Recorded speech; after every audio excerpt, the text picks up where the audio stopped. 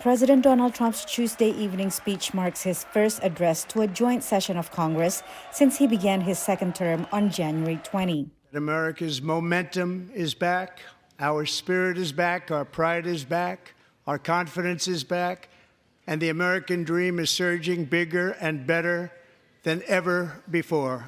But barely 5 minutes in, the Democratic Representative Al Green of Texas began shouting that Trump had, quote, no mandate to cut Medicaid, the government aid program for medical coverage for low-income people.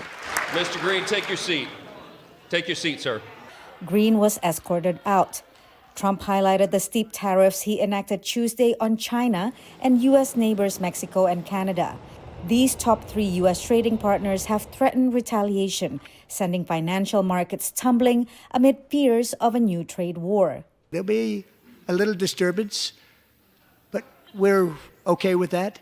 It won't be much.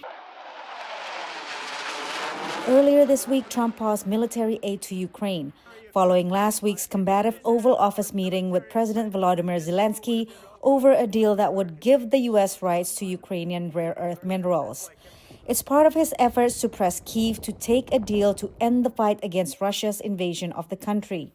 Simultaneously, we've had serious discussions with Russia and have received strong signals that they are ready for peace. In delivering the Democrats' response, Senator Elisa Slotkin of Michigan highlighted Trump's fiery exchange with Zelensky. And that scene in the Oval Office wasn't just a bad episode of reality TV. It summed up Trump's whole approach to the world. He believes in cozying up to dictators like Vladimir Putin and kicking our friends like the Canadians in the teeth. He sees American leadership as merely a series of real estate transactions. Other Democrats signaled their protest while Trump spoke, wearing pink to call attention to Trump's policies they say negatively impact women and families, and holding signs including Musk steals. Doge. Perhaps you've heard of it. Perhaps. Referring to efforts by tech billionaire Elon Musk to slash federal bureaucracy by canceling government contracts and firing tens of thousands of federal employees. Any federal bureaucrat who resists this change will be removed from office immediately. Because we are draining the swamp. Again, the Democrats' response from Slotkin. You want to cut waste? I'll help you do it. But change doesn't need to be chaotic or make us less safe. The mindless firing of people who work to protect our nuclear weapons, keep our planes from crashing, and conduct the research that finds the cure for cancer, only to rehire them 2 days later? No CEO in America could do that without being summarily fired. Trump credited himself for the drop in the number of migrants illegally crossing the U.S. southern border. The media and our friends in the Democrat Party kept saying we needed new legislation, we must have legislation to secure the border.